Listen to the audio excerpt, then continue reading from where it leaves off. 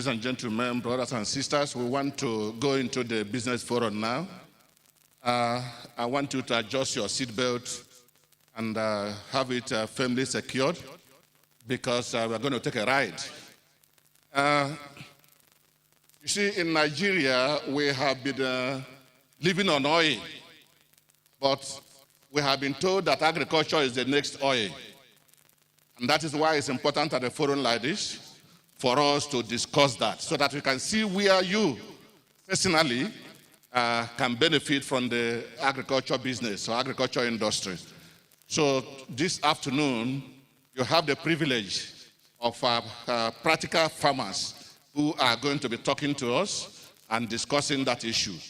And you yourself personally may have your questions. Then we have the experts here that will answer your question. Maybe you have tried agriculture and failed, or maybe you are thinking about it. So, maybe you're already thinking about it. This afternoon, you are going to get the information you need to participate in the agriculture industry, agriculture business. So please settle down. But before we start, I want to let us know there's a manual for this business forum. I think the ushers are having them, just 500 naira for one. It contains details on how you can make your choice as to where you want to go in agriculture. You know, some people say, I don't have land. But do you know that that place you're living, where there's no land, you can plant tomatoes there, you can plant vegetables there. In fact, these days, I don't advise anybody to buy vegetable in the market because you don't know what they use to grow them. You can grow your own at your backyard or in the front of your yard instead of those flowers and the rest of them. So we're going to hear all those things this afternoon. So please try and obtain a copy of the program, of the manual. It will help you. Now, if you are one of those people that called for MPO, FTO, please, you need to go and join them now so that you can go to the town and invite people and bring them for the rally in the evening. So on that note, I want to move quickly into this business forum. We are looking at exploit in the agriculture value chain. Now, agriculture is not the way we are looking at it before. Today is a very big business, billion-dollar business, if not trillion. And you can operate at any level. Maybe you don't have a land where you can farm, but you know where you can sell the product. You can just operate at that point. Just get the product, and then you go and sell it. You operate it in the value chain. Or maybe you know how to process it to add value to it. You can pick oranges, add value to it. It becomes something else. You sell it. You are still operating within that value chain. Or you are somebody who knows how to, who has a place where you can put fish in a pond and it comes up and become big fish, you can sell it, and the rest of them. I'm not preempting the speakers this morning or afternoon, but just to give you an idea of what we are going to do. So please obtain the manual, and we'll go on. So on that note, I will want to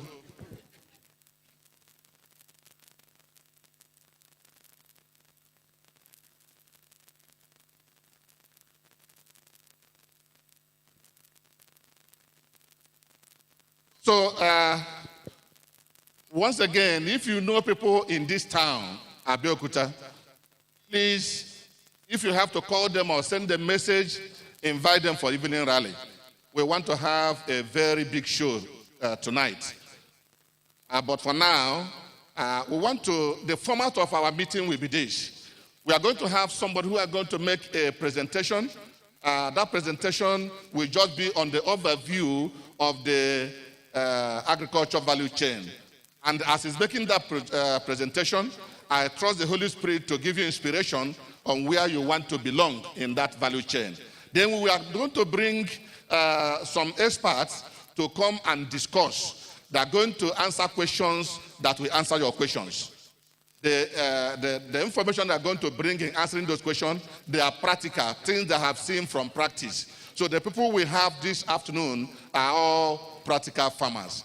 So if you permit me, I will like to quickly, briefly, because there's no time, introduce some of them, to introduce all of them, so that they can take off. We can take off from that point. First of all, I want to introduce the first person, Dr. Tokumbo Ajayi. Dr. Tokumbo Ajayi is an expert in poultry business. He's a vet doctor. He has years and years of experience in the poultry business, cutting across the range of the value chain in the poultry business. Presently, he is managing a very big farm, a poultry farm, where he produces eggs and day-old chicks. So for some of you who will be interested in day-old chicks, you have a supplier even here in Abeokuta. I also have the privilege of introducing Mr. Soji Falabi. Mr. Soji Falabi will be giving us the first presentation this morning.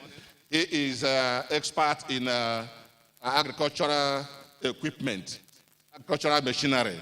He's a fabricator himself, and he helps farmers at their different locations to process, to install machineries that will help them process agricultural products, which means processing of agricultural products is also part of that value chain we are talking about, where you can pitch your tent and still participate effectively in the agriculture value chain. I also have engineer Dele Ojomoga. Engineer Dele Ojomoga retired from the oil and gas industry, and he is a commercial farmer. You are going to hear from him, you are going to learn from his experience, because he has seen it up and he has seen it down. He has a very large farm in Oyo State, and he's going to talk to us on how he has fared over the years. He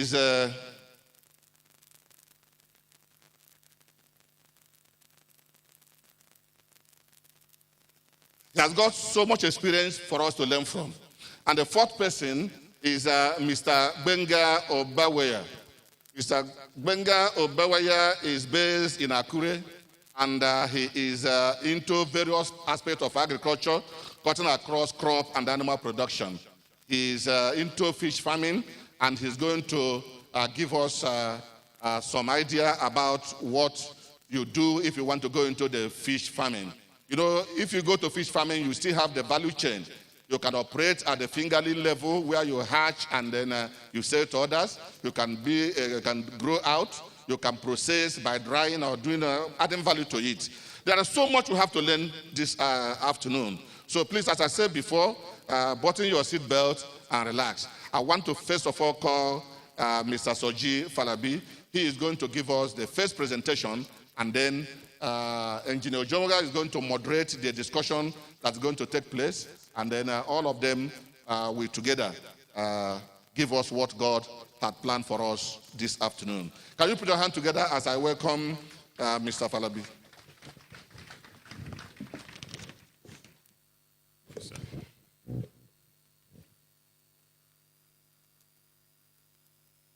Let me say good morning, ladies and gentlemen. We actually want to go into this first paper, Entrepreneurial Exploits in Agricultural Value Chain. But before we go into this, agri is a practical thing. I want us to just do a little exercise, knowing fully well that being elderly people, we've been sitting down for hours. Let's just sit down, get up, walk around, just share pleasantries with people around you, 2-3 minutes, and then we come back to our seats and take off. Just stretch your legs, a form of exercise that is needed. We've been sitting for hours now.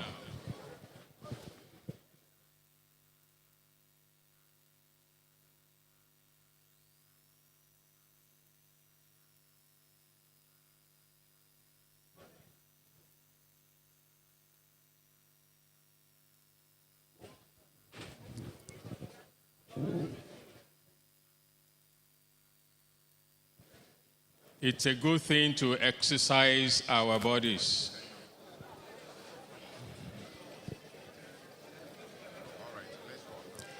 Thank you very much. Can we just be seated while we take off?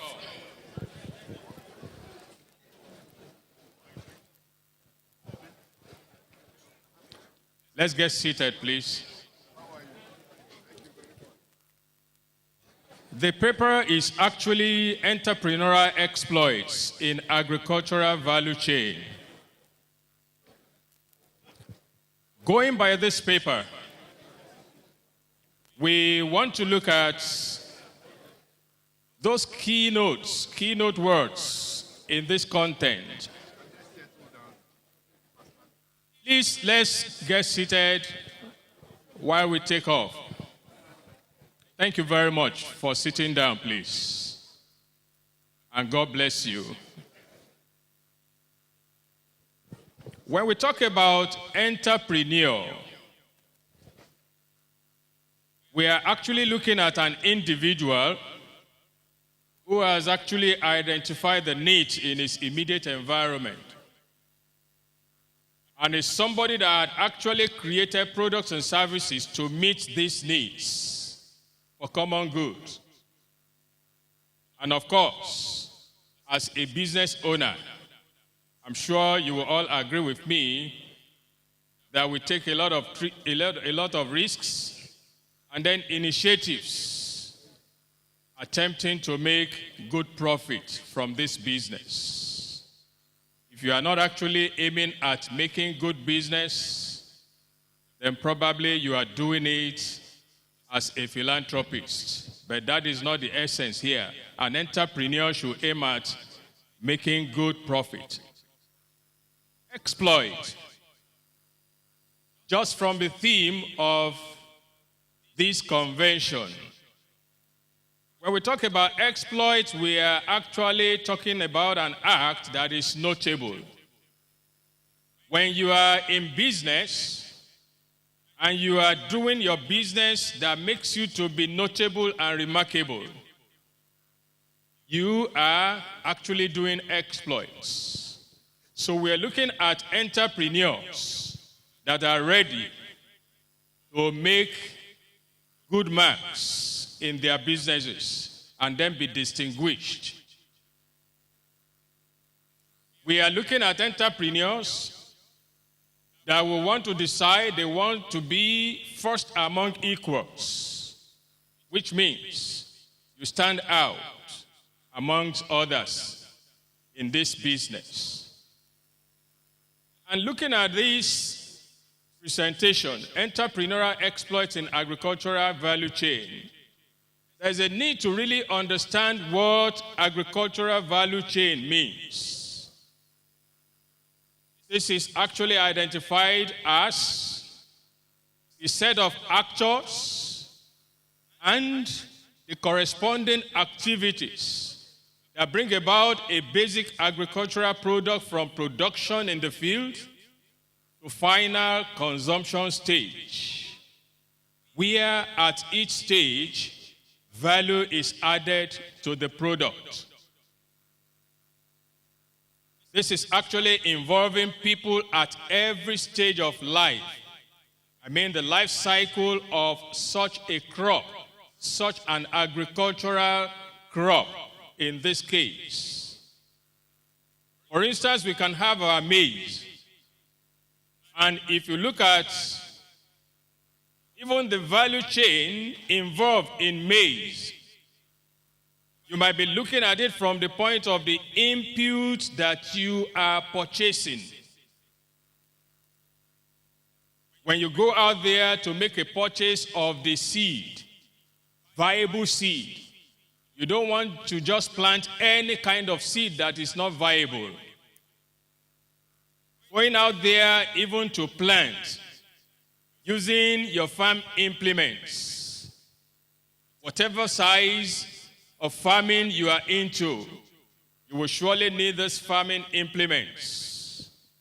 And at the same time, when you have done your farming, You want to maintain the crop as they grow using your chemicals. Even from production in the field to now getting to the point of harvesting. And when you are harvesting, you also need certain equipment to enhance adequate harvesting and bountiful one. Reducing waste during your harvest. At the same time, your harvested crops you want to market. You also want to process. You want to package and then distribute before it gets to the end user. When we talk about entrepreneurial exploits in the agricultural value chain, this dates back into even the Bible days. Men like Abraham, recorded in the book of Genesis, chapter 13, verse 2, where it was recorded that he actually was a great entrepreneur and he made exploits even in this field of agriculture. He was so rich in sheep, so rich in goats, so rich in cattle, and in silver and gold. This is to tell us that Father Abraham actually made entrepreneurial exploits, even in this agricultural value chain. In the book of Genesis 26, verse 12, again, Isaac was recorded to be another man that made great exploits as an entrepreneur in agricultural value chain. He sowed in the land and harvested so much, having added value to his harvested corn and wheat. We were made to also understand that he threshed, he milled. All this is farm produce. This is to just let us know that he never left them as they were harvested raw. He added value to them. So he was exceedingly rich, also in sheep, cattle, and he had so many workers. That's someone that had actually made exploits in the agricultural value chain, as recorded in the Bible. In George 6, verse 19, just to mention but a few, Gideon also was recorded to have processed meat, roasting the meat, not just the raw meat this time around. And he went further, enhancing the quality of his wheat by milling them into flour and baking using the same processed flour to make bread. Another very great man that made greater exploit in the Bible, Ruth chapter 2, verse 1 and 2. That's the man called Boaz. In fact, this man was recorded to be very successful and outstanding with many hectares of farmland. And his success was not just in large produce, but in the value addition that he made, processing them to preserve and changing their forms into other products. In the book of Exodus, where God talked about the land flowing with milk and honey, milk, I'm sure you all know, couldn't have been drawn from wells. Milk came even from rearing viable cattle, dairy cattle. And of course, he went further, even from the yield of the milk, homogenizing them, pasteurizing them, making them into plain milk, or even further process them into yogurt, cheese, and other dairy products. When we talk about agricultural value chain, this could be likened to a journey that is started from a point and moving to a final destination. I'm just using this analogy so that we all can actually key into what we are talking about this morning. A journey started from a point and moving to a final destination, just like I planned to travel probably from Lagos to Kano. And I'm sure you know there will be so many stopovers, probably at different parks. And at these various parks, what you will notice is you have various park managers. And at these various park managers, people get down, carry out, at these various vehicle parks, people come down, carry out various activities. They exchange money. They exchange goods. And they go back, some stopping there, others entering the vehicle to now continue the journey until they get to the destination, Kano in this case. What am I trying to say? Agricultural value chain identify the set of actors and activities that bring a basic agricultural product from production in the field to the final consumption, where at each stage value is added to the product.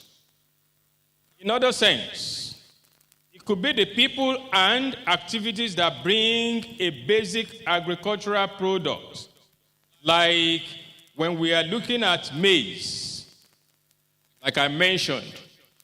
The maize, you have your inputs, and then it goes through the production in the field until it gets to the consumer.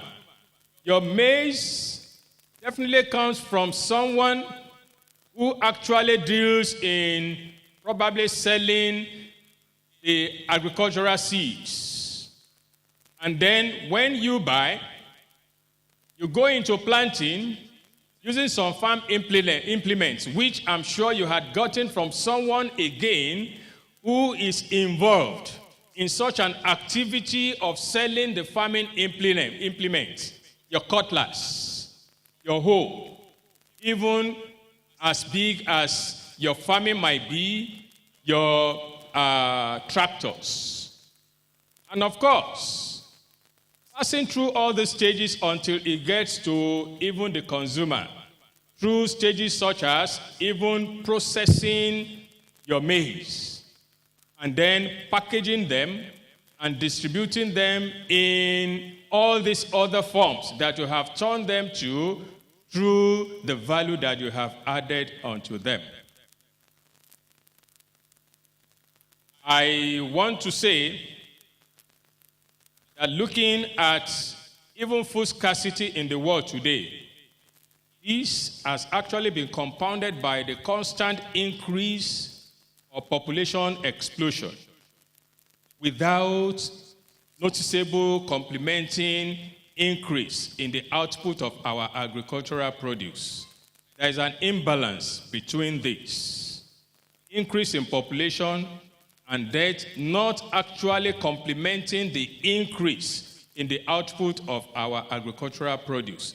This gap is what you and me can feel today as we key into the agricultural value chain. This has actually become a major focus of our governments to provide enough food for the citizenry, which in turn will curb series of social menaces that could emerge or from hunger crisis.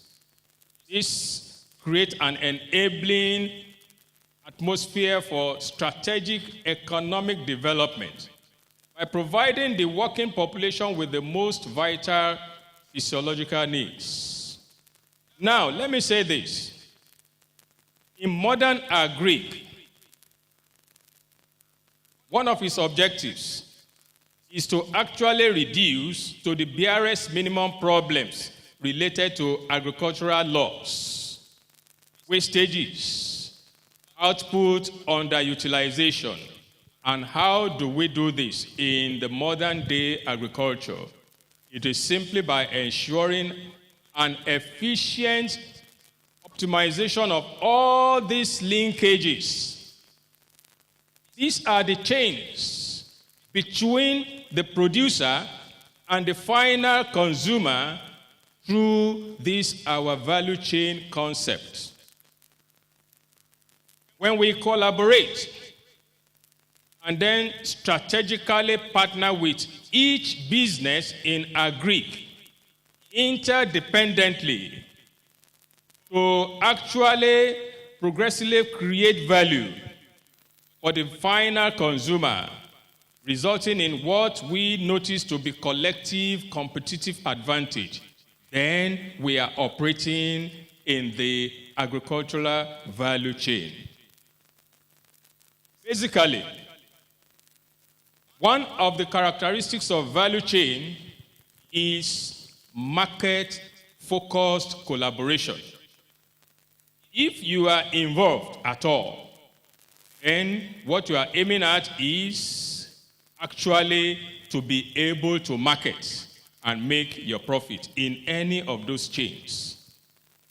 Different business enterprises work together to produce and market products and services effectively and efficiently.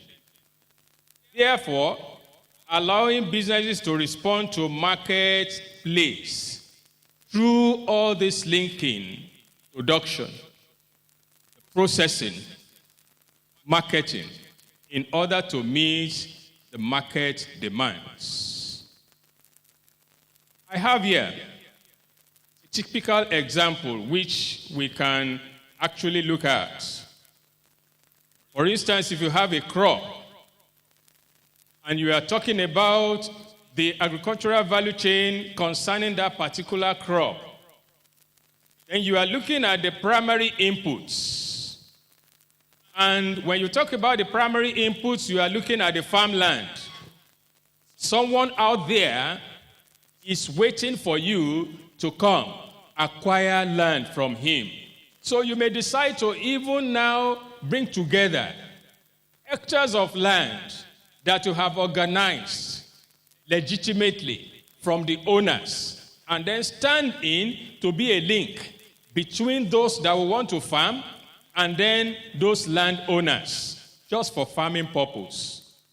And you have the greenhouse, those that produce probably their plants at the nursery stage, and then they get them ready for those that will just want to come, not going for the seeds now, but the nursery stages, and then take them and take to their own farmland to plant. You have those that are actually into the chemicals, like the seed fertilizer outlets. You have those that are actually waiting for you to come in for the equipment, which you can also be in. And then you are involved in these primary inputs of the agricultural value chain. The second phase will be the phase of production and processing. And of course, you have those that are always there waiting to process your own farm produce. They buy off from you. They buy off from you, off-takers, we call them.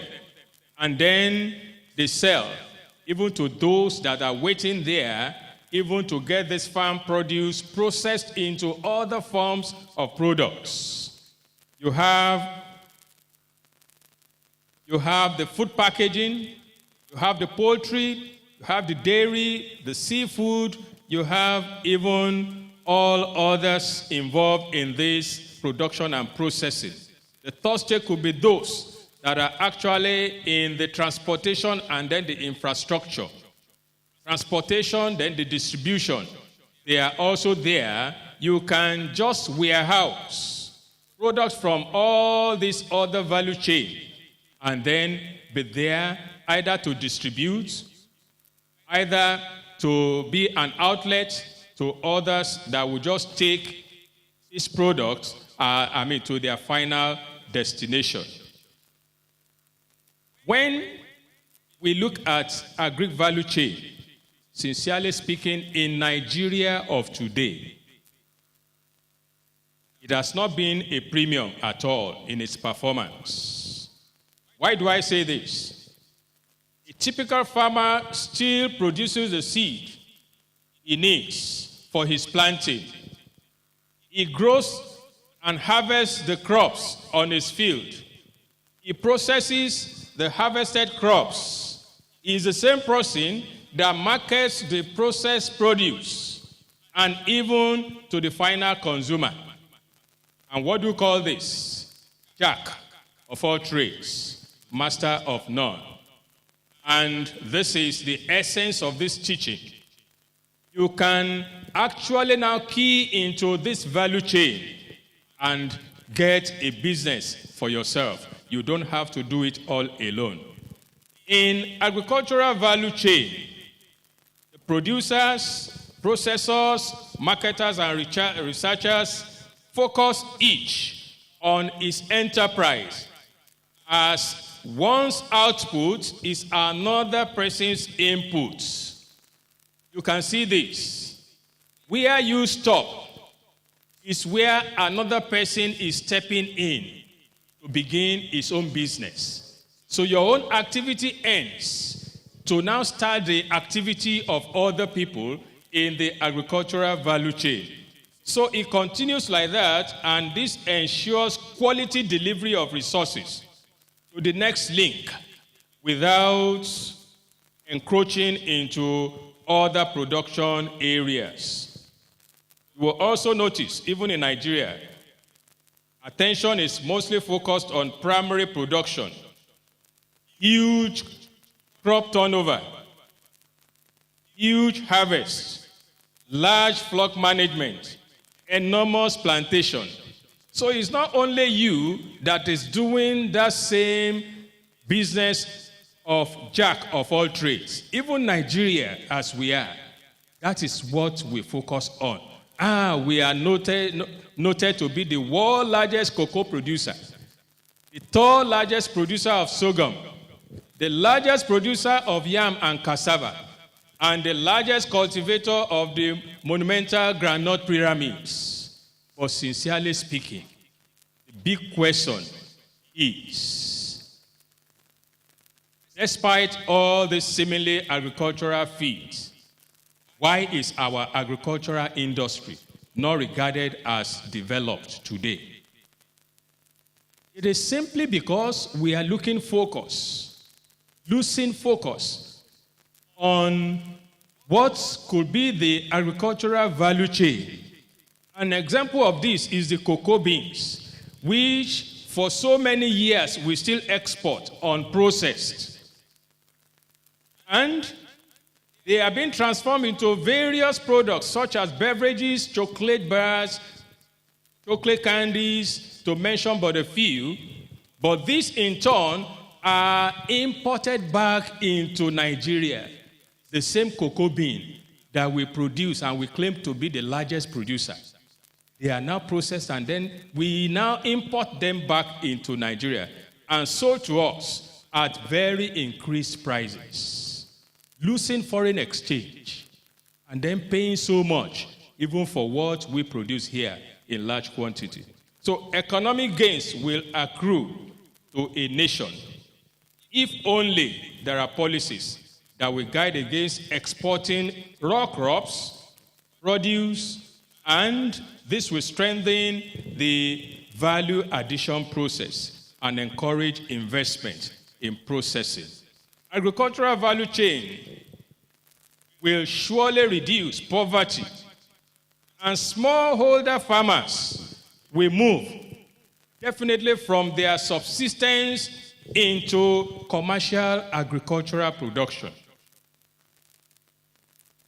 I have someone here that will deal with the agricultural value chain in the fishing industry.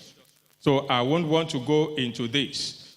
But today, in agricultural value chain in Nigeria, it has been observed that value addition chain, which is part of this agricultural value chain, value addition is the most attractive, well advertised, and most viable and reliable chain. Why did I say this? It is a major chain that grows the economy. When you have your maize and you add value to it by processing that maize, you can transform that singular crop, maize, into not less than 4-5 different products that are having more value than selling your raw maize, just in tons like that. That is why I said value addition chain in this wise is a major chain that grows the economy of our nation. And this, of course, is the area where you can see industrialization from the grassroots. Because a farmer that is now, enlightened about what he could do to his farm produce at the grassroots level in order to add value and then increase economic power, we surely want to do what? We want to process instead of selling off his farm produce at the raw level.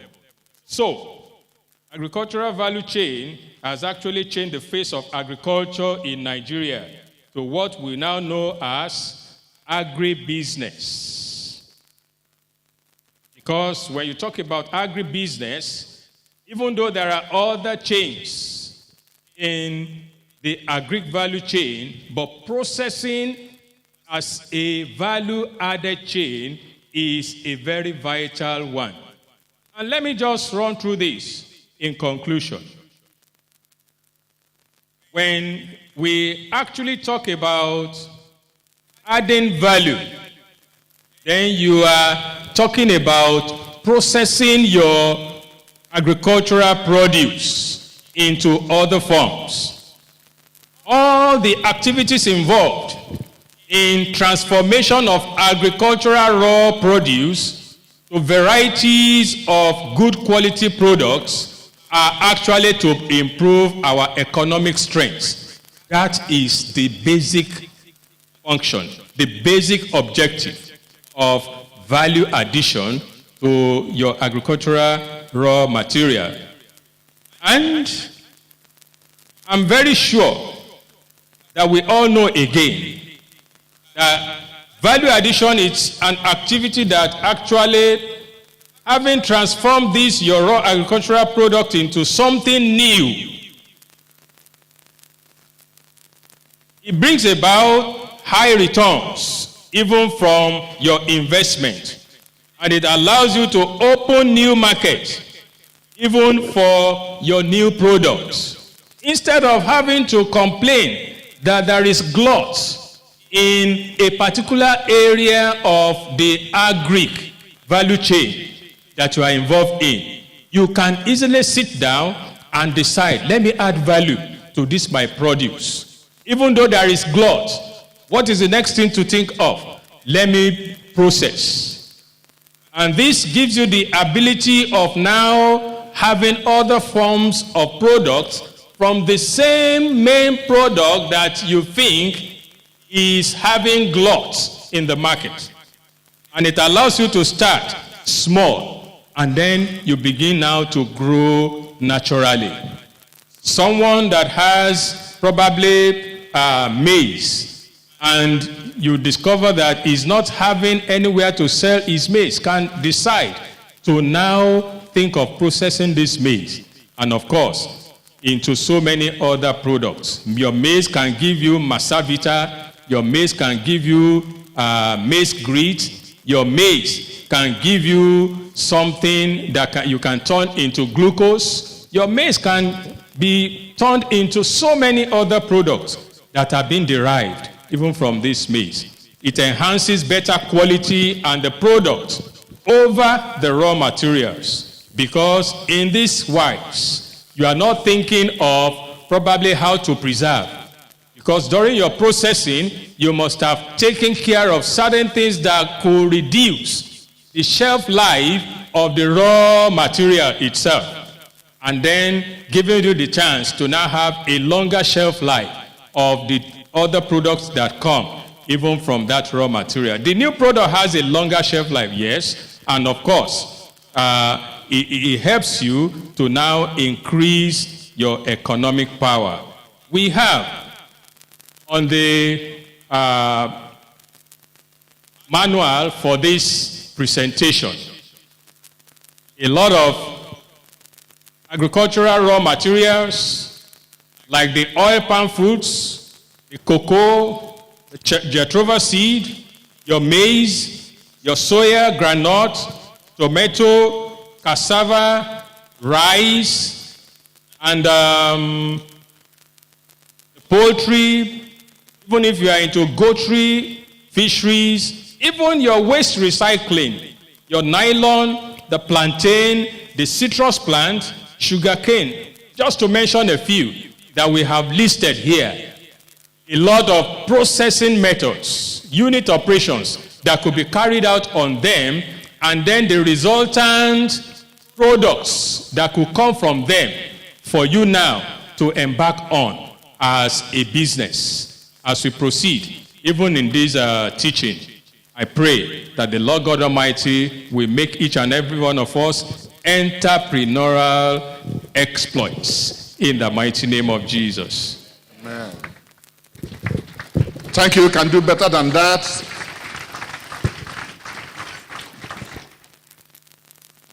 I had an experience a few years ago. We raised birds, egg-laying birds, and they started to lay eggs. And myself and my wife, we started looking for people to buy eggs. That's how we struggle to look for people to buy eggs. And at a time, the eggs spoiled in our hands. And we have to throw away crates and crates of eggs, that is in hundreds. When I wanted to complain, they told me that so and so person buried 1,000 crates of eggs. Other one buried 2,000 crates of eggs. So I quickly wiped off my own tears. And I said, thank God, it didn't get to that level. Now, assuming that I know how to convert that egg to egg powder, the shelf life of egg powder can go into 1 year, 2 years, depending.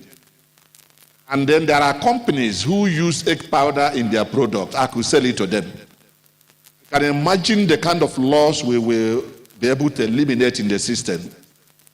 Some of you here eat gari, eba. And some of you know how to process cassava into eba, into gari first before eba. Now, do you know that the peels, those things you peel out from the cassava, do you know that it is money? If only you can collect them and dry them. There are people who use it to feed pigs and other animals. You can be in money. There are some people that say, I want to go into agriculture business, I want to do business, but I don't have capital. Do you know that if you know where you can sell, let me give an example of the eggs, or you know where you can sell processed chicken. There are people who process chicken and is lying there in their freezer. They are looking for market. Even without money, they can even give you a little credit. You take it from that person, you go and give it to another person, collect money, and you pay back, and you are in business. So opportunities we are talking about are limitless.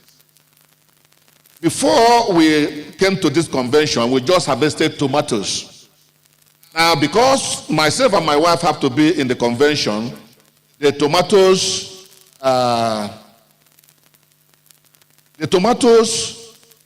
we try to sell some of them. Now, the ones we didn't sell, by the time we get back, they would have gotten bad. They will get soft and they will gotten bad. If we know how to process that tomato, you could just grind it and boil it and bottle it, and they can stay there for the next 6 months and you sell it. So these are the kind of things we are talking about. I want to sensitize you so that you can prepare your questions, because the inspiration you can get here can be a turnaround in your life. And that's why we are here. So we want to go into the next session because the paper you have has up to 5 or 6, the booklet you have up to 5 or 6 presentations. We are not presenting all of them. You will take some of them home. But we are going to have the presenters of this, the providers of this paper, just give you an overview. And these ones are specific. The first presentation was just a general overview. But now, you just have a few minutes, maybe 5 minutes, they will tell you about the product. The first one, we are going to take the fish, we are going to take the poultry value chain. It will just give you just a little lesson. After that, we are now going to answer questions. There are some questions already with us about, those questions are meant to help you to open your eyes, but you can also ask your questions. So from now, if you have a question, please write it down, give them to the ushers, and they will pass them to us. Let me announce that the Ladies Forum, the Ladies of Fellowship Forum will take place in this hall. So ladies, please, even when we finish, don't go, because your meeting is taking place here. That's a Camry vehicle KSF 790EW. The door is open. If it's your car, you leave the door open. Please go and close it. Toyota Camry vehicle KSF 790EW. So on that note, I want to call Engineer Ojomega to come and it's supposed to be a kind of discussion that they're going to be having now, and he's going to moderate that discussion and then throw those questions to these people. But first, they have to just give us an overview of some of those papers. Thank you very much, Mr. Ezeamuze. Time is always an issue when you come to a conference like this, so we're going to take it very quickly. Before that time, what we'd like to have is, we know already that we may not have enough time to answer all the questions. So to address that, we would like to set up a WhatsApp platform for anyone who is interested in the agri value chain process. And all you need to do is write your name, your WhatsApp phone number, your chapter, and your city, and give it to any of the ushers to give to us, so that at the end of the day, questions that we cannot answer here, or other questions that may come to mind down the line, we will to address them. Is that okay?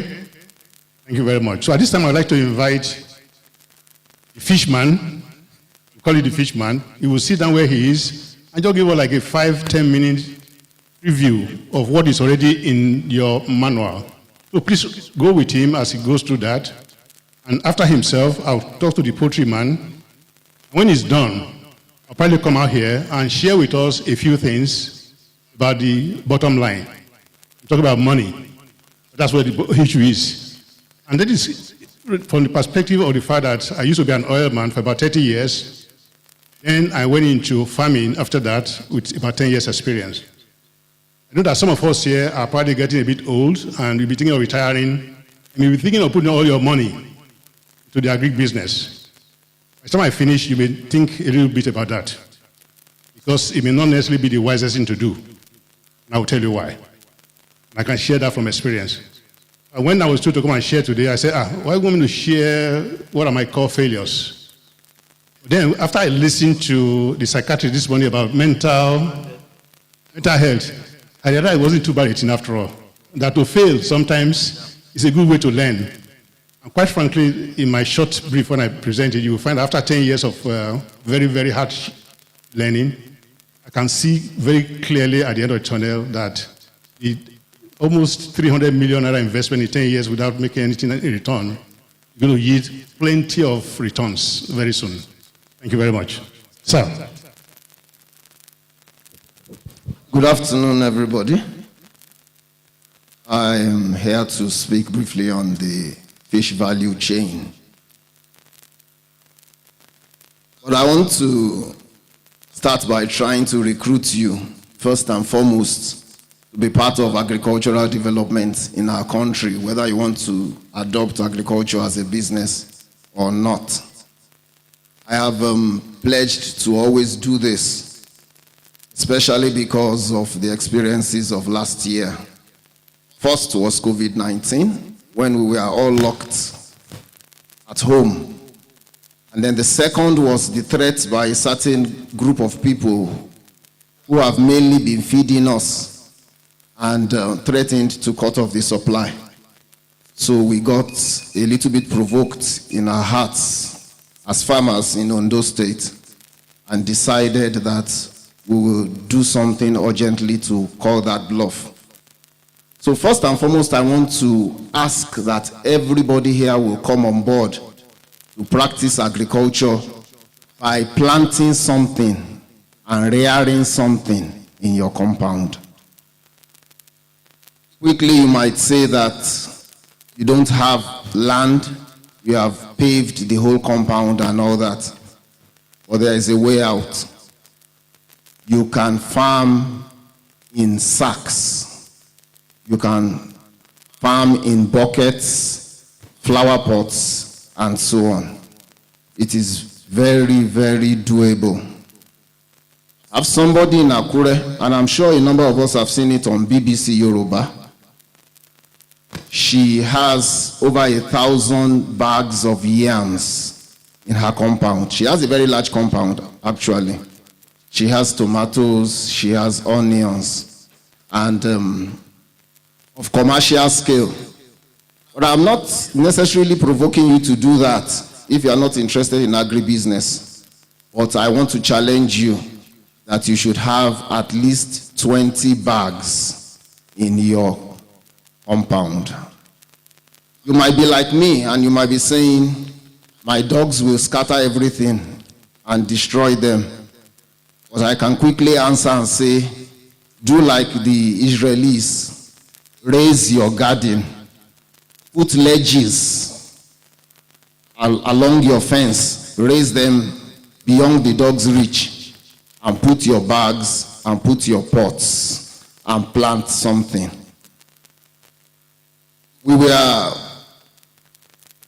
provoked further and we titled something the Obe Project. Obe in Yoruba means soup. And so we launched an initiative that every woman should be able to grow what she will use to prepare a pot of soup. Tomato, pepper, onions. And we said to throw into the mix also to teach our women how to grow mushrooms, rear snails, do some little rabbitry, and raise grass cutters within your compound so that you can feed for at least a few days, even if you cannot go out for one reason or the other. So I want to encourage you that you should join up by doing that, even if you will not do full-scale agricultural business. Please join up and make sure that we can feed and sustain ourselves. So I am recruiting you today into agriculture. Please join up. I'm speaking on the fish value chain, and I want to start by saying that it's not only aquaculture. You can also do fish hunting or fish capturing, even though I know that is not popular with those of us, especially in the city. But there are actually people who make a living by hunting fish from streams and from oceans. And I know for some of us here, we might have access. I think about a few weeks ago, I got to know about a fund with the CBN that is for those who want to do this aspect of business, fish capturing, involving trawlers and so on. And it's a huge fund. So for those of us who can operate at that scale, I want to encourage you that you should find out from the CBN. We have funds available that you can use for fish hunting, fishing on the high sea and all that. Well, I know that which will appeal to most of us will be aquaculture, culturing fish, the one you can do that is under your control. So I'll just quickly run through that. A good thing that we have the manuals with us. So, The chain, like we have had in the main presentation, has different segments. And for the fish value chain also, there are some areas that you can key into. I want to start with the site selection, soil and water testing. You have people who have skills in these areas by their natural training, maybe in university and so on. And so you can bring these skills to good use to help those who want to site their fish farms by offering this service, finding out whether the site is going to be good in terms of the quality of the soil, the quality of the water that is there, because I can tell you that it affects your yield, the quality of the soil, the quality of the water. You might be surprised, but that is true. So those who have skills in this area or who are willing to acquire such skills, you can key into the fish value chain by providing the service. Second one is pond construction. We have people who do dugout ponds, earth ponds, as we call them. We also have those who use concrete tanks, who use cement blocks and so on to retain water so that they can raise fish. You have those who use fiber tanks. You have those who use plastic tanks. So you can be a provider of any of these services to give people what they need to start off their fish farms. You can also have a crew, a set of people who help people to actually dig ponds. Not too many people can afford using an excavator, but we actually have excavators that can be used in fish pond construction. But for you to start that type of business, I know you need heavy capital, but you can put young men together, able-bodied men, who you can train in this area of being able to dig ponds 6 feet deep so that you can have at least 1 meter of water and raise your fish. I have to run. Then you can hatch fish. It's actually the most lucrative part of the value chain, as people who have tried various have said, but it's very technical. Then you have parent stock production. You raise fish that are going to be used to do the hatching, to release the eggs, the female to spawn the eggs from the female, then you use the male to fertilize. So from time to time, those who are involved in hatchery operations need brood stock, brooders to do this, so you can provide for them. Then you can do the hatching operations yourself. You can also be an outgrower, and this is where most people are participating in the value chain. And you can have, like I said earlier, dugout ponds, earth ponds. You can use the floating cage culture, where you use cages on dams and on the high sea to raise fish. And in this case, you are able to do much more in terms of volume with this type of production. You have the flow-through technology, where you have water constantly going in and out of an enclosure to keep the water fresh to raise your fish, the recirculating system, and so on. Then you can raise this fish as an outgrower to different stages for your off-taker to take off you. The smoking size, as we popularly call it, it's the most attractive size for those who want to smoke fish. The barbecue size for those who do parties and so on. And then the table size for the everyday person. Then you have processing, which is the area that I am really participating in that value chain, where you process fish, you degut it, you salt it, sometimes you spice it, and so on, to make it, to add value to it so that it can keep longer and can be tastier, and then the consumer can use it immediately, filleting and all that. Then you can do feed production or feed sales. You can, what we call local feed, locally formulated feed, you can produce, and you can also buy feed from producers, imported ones and locally made ones, the ones that float, that are of higher quality, and then you sell. Then you can be a broker. You can connect buyers to sellers, because it's a big headache for people who are in production. Where do they sell the fish? Somebody wants to sell his entire pond of maybe 2,000 fish, and he needs buyers. Somebody would organize for him crews of people who will buy. We have people, that is what they do. You call them, they empty your pond for you, because they link you up with people who want to sell, and they earn a commission. You can also come into that. Then the area of providing logistics, like being in this conference now, having to supply fish to my processing place, I had to rely on one or two people who would go to the farm for me, buy and deliver. That is what they do, and I use their services.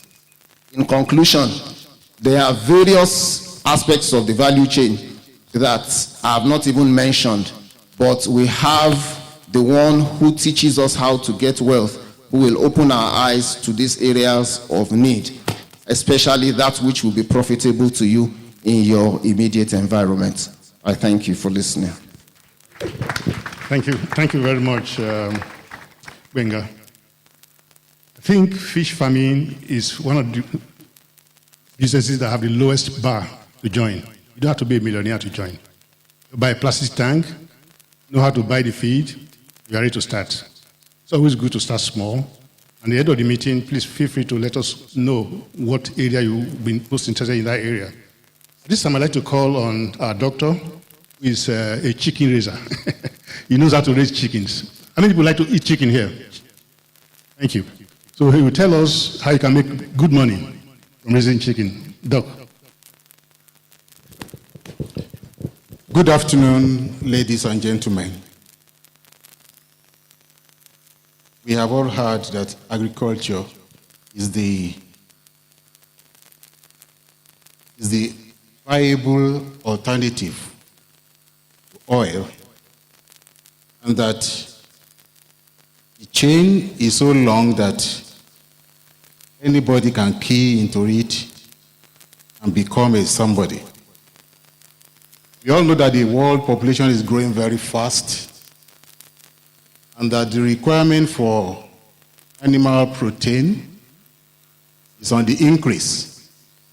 The poultry happens to be the best solution in terms of timing and in terms of quality.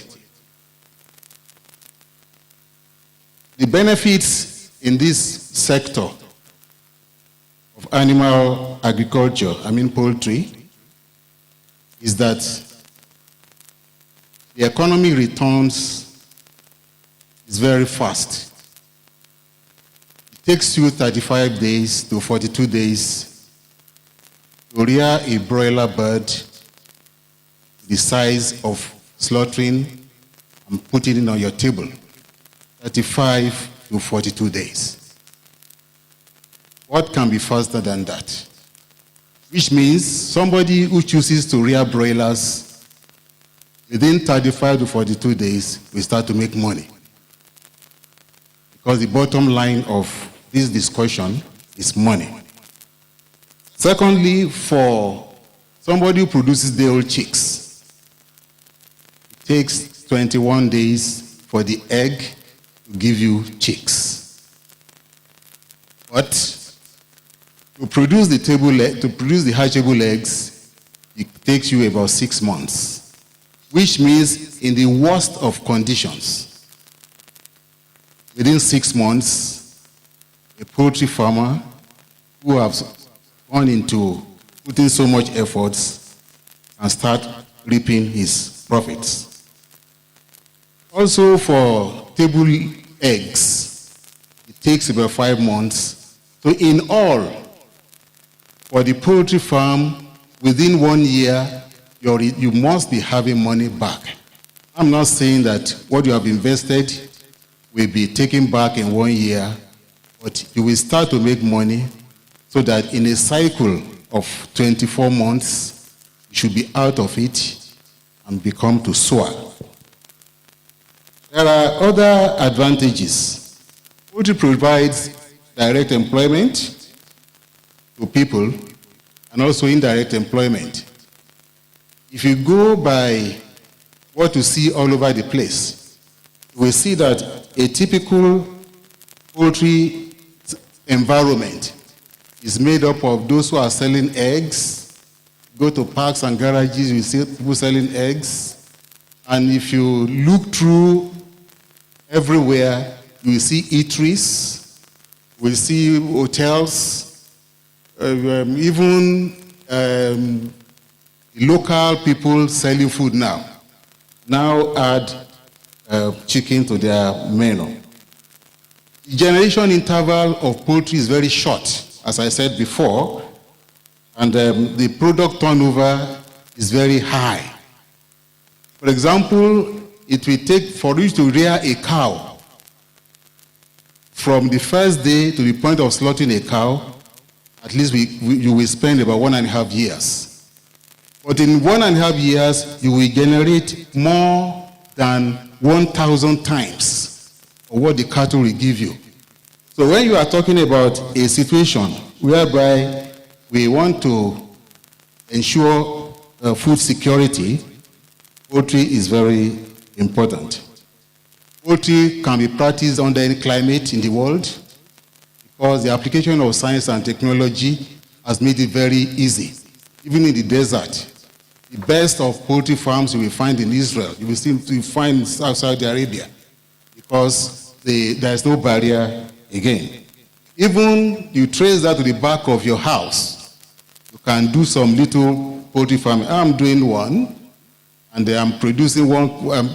I'm yet to have the eggs, but I can, by what I have behind my house, I can produce 2 crates of eggs every day. I can't eat 2 crates of eggs every day, and it costs me about 10 minutes to take care of them in the morning, and I go for my normal activity. Also, poultry waste, as our former lecturer have told us, is a very rich source of fertilizer. In fact, it's an industry. So, by this, I will just run into some businesses that can emanate from the poultry sector. The first one is production of day-old chicks. This is massive. This is massive. But I'm not talking about that. I'm not emphasizing the massiveness because one day, I have a friend who is one of the biggest farms, he has one of the biggest farms in Nigeria today. He has only 200 birds behind his house. He was a dry cleaner. I encouraged him. Today, in a spate of 7 years, he has more than 80,000 birds. As this time I'm talking to you, and it's producing about 150,000 day-old chicks every week within 7 days. It's a matter of passion. You can start small and grow big. That is what happens in poultry. So production of day-old chicks is one. The second one is production of eggs, which I told you can start from your backyard. And even many of us have villages where our old people and ancestors are living. We have land. We can find a way of getting there. Also, some people are not even interested in producing eggs. They're interested in producing eggs, but they cannot rear chicken. So somebody can be engaged in producing birds to the point of producing eggs for you. Just buy and put in your cages. And this is what is called point of lay business in poultry. The one I mentioned before is broiler production, which is the production of table meat. It requires that you start small. 50 birds can become 1,000 in a year if you make up your mind. In the course of the meeting, I know some of you will ask questions, and I will tell you what to do. Also, processing is very important. Processing is another business that is very lucrative. Let me tell you this. Somebody with a small kiosk in the market can even help people to slaughter chicken. You have a scalder near you, something that will boil water. And when people buy please come and process your chicken. In 5 minutes, you can do it. And even locally now, we have fabricated machine that can process 25 birds in a minute. 25 birds in a minute. It costs little or nothing. If you are interested in all this, we can still talk later. Of course, I helped somebody he has about 10 million naira to put up a processing plant. We have done it. And today he's processing about 2,000 birds every day.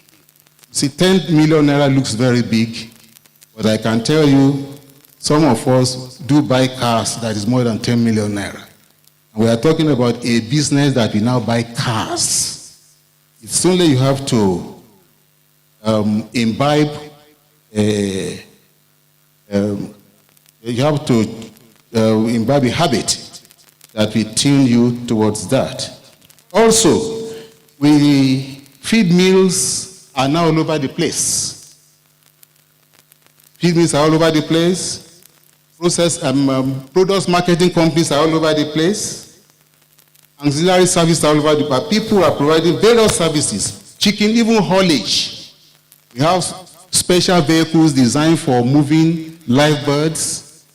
The owners are not poultry farmers. They are only specialized in moving birds from one place to another. You have refrigerated trucks for moving. So all these. So when you look at these, the opportunities are so numerous. And during our discussions, which I believe your questions will elicit, we'll be able to put you through. Thank you. Thank you very much, Doc. You notice in a hurry. The reason for that is we want to spend as much time as possible taking your questions, answering them, and getting feedback to you. As I said, the manner in which you has all the information that he has been presenting. Take time to look at them. I'm going to talk next. I'm asking technical to please help and put my slide on the screen very quickly. We'll be talking about the bottom line, like I said before. You can see that on page, start from page 16 of your manual. You can just go with me. What I want to share with you is 10 years of experience in the farming area. That is not the limit of my experience. My wife and I have always been farmers from 1983 or so, where we were in Owerri. We were producing yam on rented land, we were producing fish behind the house, or chicken behind the house, or just growing things. We love doing that. It's not about money. If you want to go into agribusiness, you must have a passion for what you're doing, because it's a long-term thing.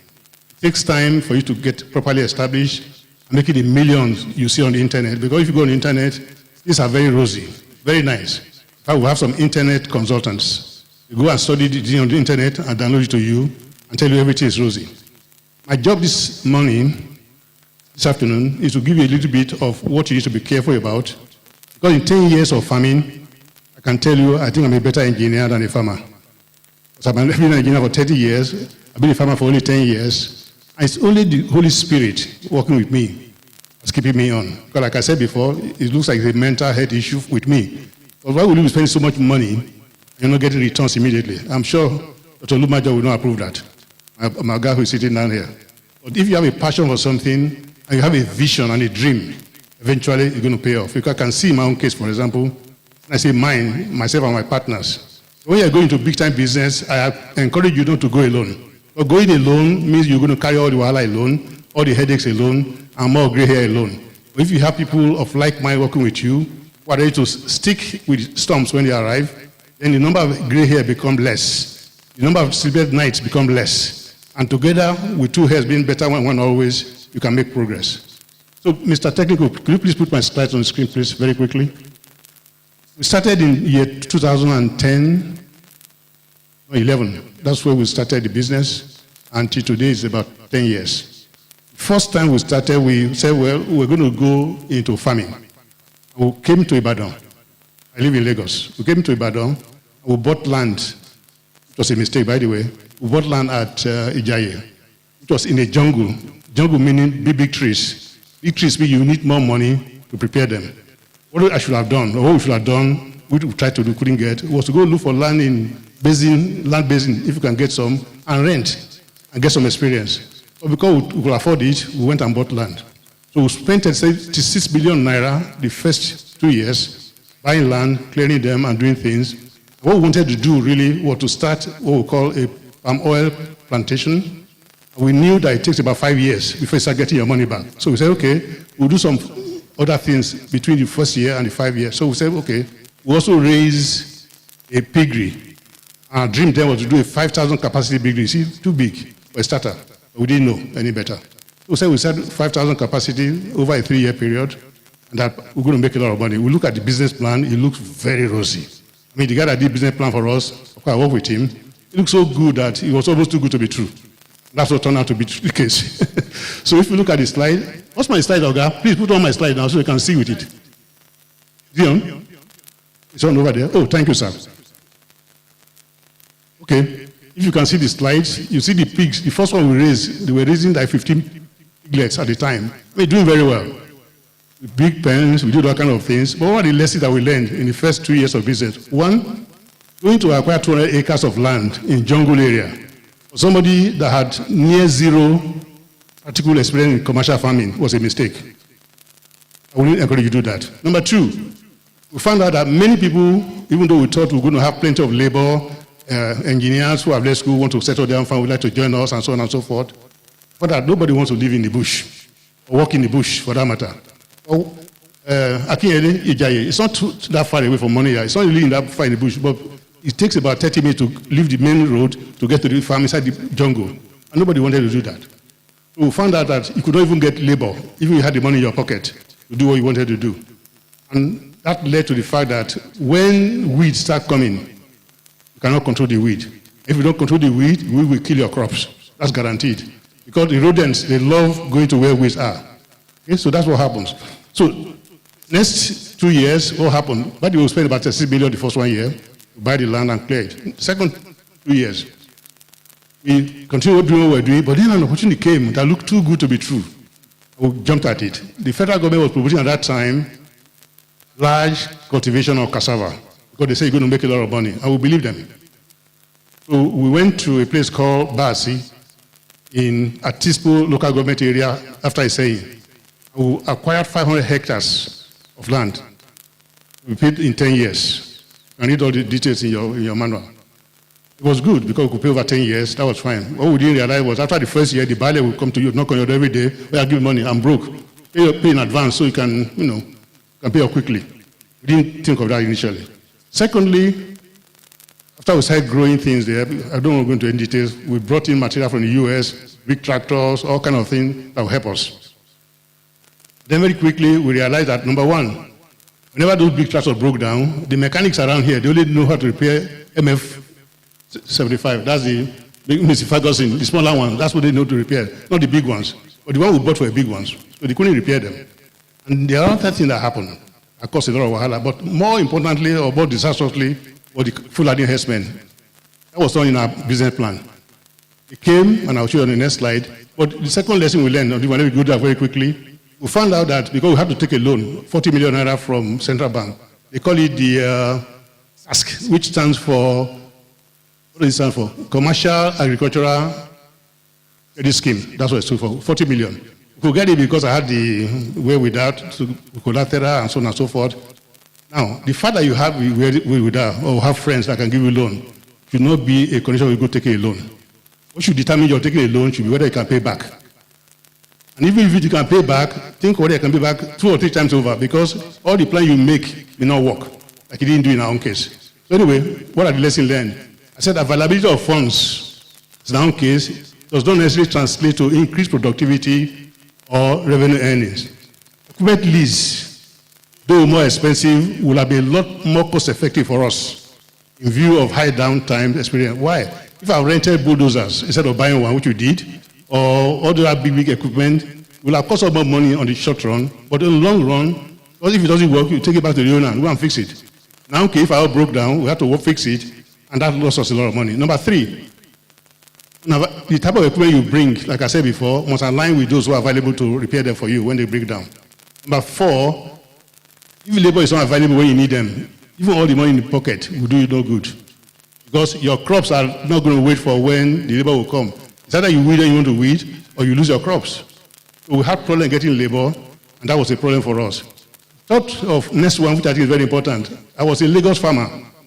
But if you're going to be investing your money, a lot of money, you need to live close to where your investment is. Because if you live in the hands of other people, it doesn't matter how good they are, they're going to run you down. And that's what happened to us. Many of our people, some of our shareholders who lived there, they were not there, they were just making money. And next, I suggest that do not bite more than what? Thank you, sir. Next slide. I can see my notes are coming to me very quickly. My third one was when I said the Fulani visited us in Basi. 40 million naira we took from the bank to run that project. If you look at the slides, you see that the big tractor we brought from the US burned down completely. 39 hectares of cassava burned down completely. The staff house we built for our workers burned down. You can see them on the screen or your manual. So what are the lessons we learned from that one? We said, number one, high returns on piggery operation is very achievable. Why? At one time we had 1,000 pigs in our pens. Because of poor management and lack of interest or commitment, we had to drop down quickly. Number two, risk management measures must be given a serious consideration in planning, especially for conditions outside management control, such as herdsmen and unexpected adverse weather conditions. Finally, on that slide, I said insurance is key to mitigating your risks. If you don't take insurance, you are dead. When they burn down our farm and everything we got, insurance paid back. Of course, what they paid back is not compared to what we lost, but we made some money back, at least to cut back some of our losses. Last slide, I believe, very quickly. Say my final words here. Consultants generally tend to be overly optimistic on farm project development. Do your own due diligence. Attend trainings and understudy a successful practitioner in your area of interest. If you are depending on internet consultant, you will lose a lot of money. I guarantee you that. Okay? Number two, choose your farm location that is close enough for you to effectively monitor as a business owner. If you still stay far away, they will show you pictures, they will show you videos. Sometimes they take video of other farm to come and show me that is my farm. But it's not true. And number four, start small and expand very what? Cautiously. Choose your partners carefully too. And give preference to those that are like to stick with you in stormy weathers. And finally, the last one, please do not give up easily. Why? Because if you have the Holy Ghost as your partner, things will surely come around. Like in our own case, in 10 years, we're losing money consistently. We spent about 200-300 million. But this year, I told my staff, I said, this year, I'm only going to give you 10 million naira. But you must give it back 24 million naira at the end of the day. In other words, you get return to cover the 10 million and make a 40 million profit. Is that realistic? Not really. But I was emboldened by what this man described this one as mental health something, to tell them that after 10 years, you will make profit. And to the glory of God, as we speak, I know we're going to make profit. For the first time in 10 years. Praise the Lord. And you can see what we're doing there. Instead of doing cassava in Basi, we're now doing cashew. We already processed our own palm oil. Our corn, which we took about 2 weeks ago, is looking beautiful. Thank you very much.